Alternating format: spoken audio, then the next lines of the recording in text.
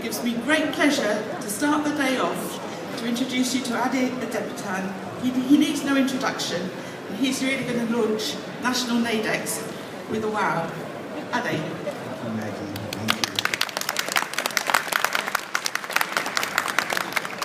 Welcome to Naidex National. First of all, I apologise for that whole headgear. I mean, I never thought I'd be doing the Britney Spears look. I'm not going to be dancing or singing or anything like that. I just want to also say thank you to Invacare for inviting me here, and if you want to speak to me afterwards, you'll be able to find me at the Invacare stand.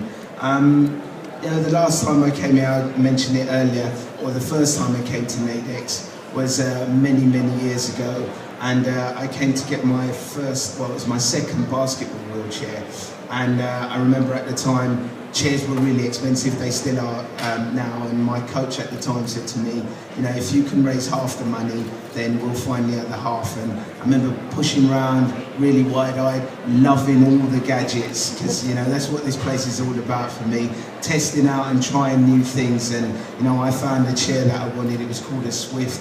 And for some inexplicable reason, I decided to have a chair that was pink and yellow, because I thought it represented my individuality at the time. So this is really one of the places where my sporting experiences began. But as it says up there, making life's experiences, you know, I'm really going to talk about how life's experiences, or who helped me make my life experiences possible. You know, the people that inspired me, and the events that inspired me and changed my life. And I suppose for me, the first real event that had an impact on me and just made me want to become a sportsman was when I watched the Los Angeles Olympics. And don't take no offence, it's nice to see a lot of people from a slightly more mature generation sitting here, because usually I talk to a lot of kids, and when I mention the 1984 Los Angeles Olympics, they look at me and think, that was centuries ago, who are you, you old fogey? But no, it's good. That was the first time I watched the Olympic Games. I remember watching them on my mum's old black and white TV, and it was the first games where sort of razzmatazz and showbiz got together with sport, you know. And then if you guys remember the opening ceremony, there was a guy in a rocket suit that shot up in the air, there was fireworks going off, and of course I'm 11 years old, I'm watching this on TV and thinking, I want to have some of that, I want to be part of that. And I remember seeing the first guys who I could say were my real sporting heroes. A guy called Daley Thompson, him of the famous moustache and the big afro, Lord Sebco, yeah, watching him in the athletics, and an American guy called Edwin Moses, 400-meter hurdler. You know, these guys were all absolute superstars, and I was blown away by, you know, the quality of their sport, the determination they had, and I so wanted to be part of those Olympic Games that what I would do, I'd be on the sofa in the living room, and as soon as the 100 meters would start, I'd have my eyes shut, and as soon as the gun would go off, I'd start pumping my arms, imagining that I was running the 100 meters. When it got to 110 meter hurdles, I did exactly the same. I gave it a little hop, and by the time it got to the 10,000 meters, I was absolutely shattered because I did all the heats as well. You know, my mum would open the door, and she'd be looking in, and she'd be thinking, what is this boy doing? Why is he so crazy? But that's how much I really wanted to be part of the sport, and I really wanted to be in the Olympics. I suppose the next really important moment for me was when I discovered wheelchair basketball. Excuse me, this is like moving all about. I bet Britney never had all this problem with this. But the next real big moment for me was when I discovered wheelchair basketball. And I was spotted as I was being raced through the streets in a Tesco's shopping trolley, and I was spotted by two physiotherapists who'd read about me because I went to a mainstream school, and I'd done a sponsored walk for my school, and I was in the newspapers, and they had their own junior wheelchair basketball team, and they wanted me to play. And I was really lucky because me and my mates were rushing around, and the reason why I went around in a shopping trolley was because I walked around on my calipers. I couldn't keep up with my friends on my calipers, so we thought, the best way for me to get from A to B was for me to jump in a shopping trolley and they'd race me around. But don't worry, we weren't discriminatory. We didn't just take Tesco's, we took Asda's, Quick Save, went up market to Marks and Spencer's every now and again. But fortunately, only Kay spotted me, these two physios, and they pulled up and they said, "You're Ade, aren't you?" And immediately I was shocked because I didn't know how they knew my name and how they knew who I was. And they said, "How would you like to play wheelchair basketball?" And I looked at them and I thought, wheelchair basketball, how does that work? You know, and it's amazing because after last year's spectacle at the 2012 Games, everybody knows about wheelchair basketball, everybody knows about Paralympics. But back then, you know, it was non-existent. I didn't even know that it was possible for someone to play sport in a wheelchair. So when they asked me if I'd like to play wheelchair basketball, I looked at them shocked and I thought, you know, you're having a laugh, aren't you? And I told my mates, you know, let's get out of here. I said I wasn't interested. But fortunately, these two physios, they came to my school, they spoke to my teachers, you know, spoke to my parents, and they convinced me to go to a place called Stoke Mandeville, where they were hosting the Junior Wheelchair Games. And I remember going to Stoke Mandeville and being absolutely blown away by seeing so many people with disabilities. I'd never been surrounded by that many people before. But then I saw some guys from the Great Britain wheelchair basketball team. And, you know, this just totally smashed all my preconceptions of disability.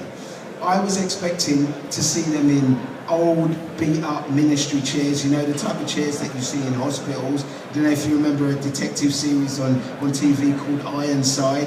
I thought they were going to be in that type of chair. I thought they were going to be being pushed around, and I thought that was what it's all about. Whoever had the fastest able-bodied person pushing them around would be the best athlete. But these guys were in state-of-the-art wheelchairs. Chairs pretty much like the chairs you'll see here. Custom built, funky colours, and the guys who were using the chairs, you know, they had big, massive arms, and what I saw was athletes. You know, they weren't, you know, this idea that I had, this preconceived notion of disability. They were guys who were fantastic athletes, who were doing things that even my friends at school couldn't imagine doing. Shooting three-point shots, doing massive wheelies in their chair, and taking reverse laps. And if you can imagine, I was about 13, as a 13-year-old kid, seeing this, I was just like, wow, it was just like, this is really awesome. And at that point in time, that's when I thought, this is what I want to do.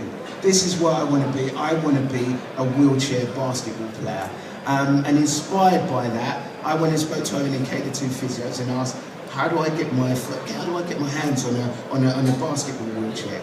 And luckily, in our area, Frank Bruno was based in East London, and he did a lot of charity work, and he raised money for me to get my first basketball wheelchair.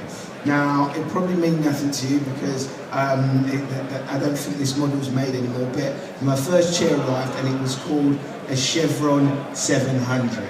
I mean, it was amazing. Of course, at the time, if I'd known, I probably would have got myself an Invacare top-end Pro Series aluminium heat-treated. But no, I got myself a Chevron 700, and when this chair arrived, it was gleaming. It was like the greatest thing ever. And I got in the chair and I started doing wheelies, started practicing, and that was when I started really chasing my dream to become a Paralympian and to try and make it into the Paralympic squad. And I got selected to train for the team that went for the Barcelona Paralympics. Didn't make it into that squad. Into the team that went, I just trained with them. But I used that moment as motivation to try and prepare to get into the national team in Atlanta in 4 years' time, 4 years after that. Now, getting into the Paralympic squad wasn't easy. You know, it was. It took the best part of 15 years. You know, I was told many times that I wasn't good enough. I was told many times that I wouldn't be able to make it. But I fought tooth and nail to try and make my dream come true. And I still remember, to this day, probably one of the best days of my life And it was in April 2000 when a letter finally came through in the post saying, Ade Adepitan, you've been selected to compete in the Sydney Paralympic Games in 2000. You know, it's something that I dreamt of. It began as an 11-year-old child watching the Paralympics or the Olympics on TV and hoping that one day I'd be there. And when I finally achieved that dream, I mean, it was just, it was the greatest moment for me ever. Going out to Sydney was fantastic.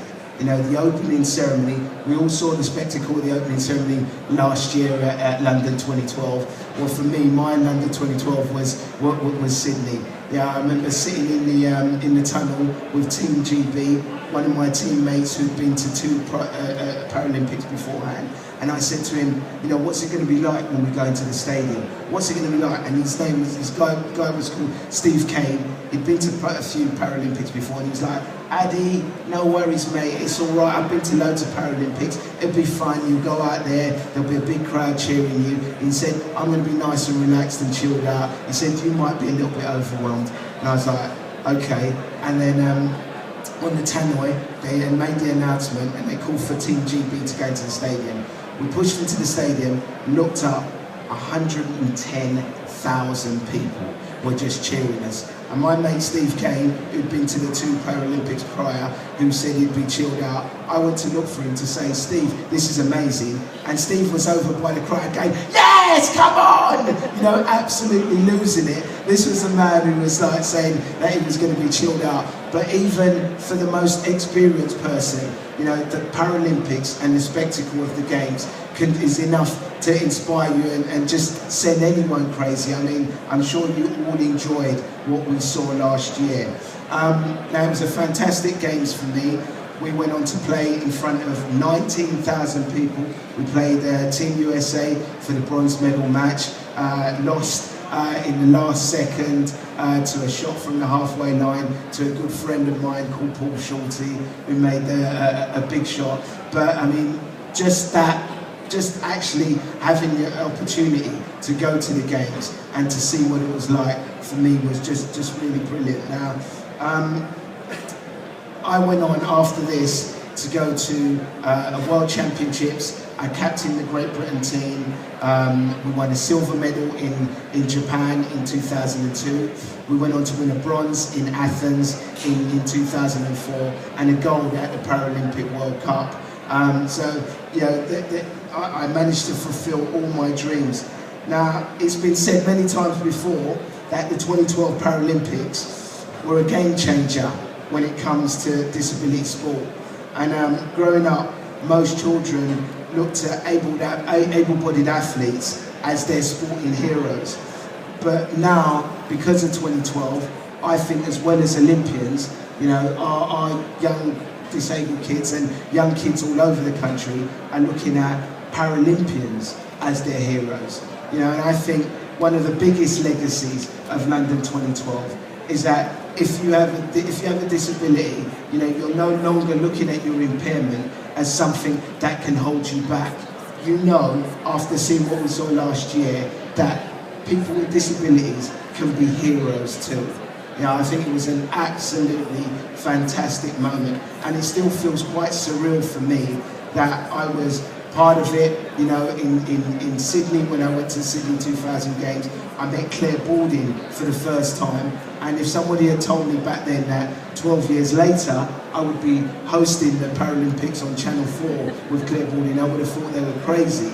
You know, it was just an amazing transformation over those years. And you know, when we hosted the games, we went from back when I was competing to one man and his dog watching Paralympic sport, to us having, you know, 7 million people watching Johnny Peacock win his gold medal at last year's Paralympics. We averaged 3.5 million people watching Paralympic sport every day during the games. You know, it was a truly amazing moment, you know, and I think we were an example to the rest of the world into how disability sport and Paralympic sport should be treated. I was interviewed by Italian TV, Sky Sports in Italy, and they said to me, before the Paralympics, when they came over, you know, they were quite curious, they weren't sure what it was going to be like, but now, after what they saw last year, they want to cover the Paralympics in 4 years' time. They said they're even more excited about covering the Paralympics than they are about the Olympics, and that is thanks to us.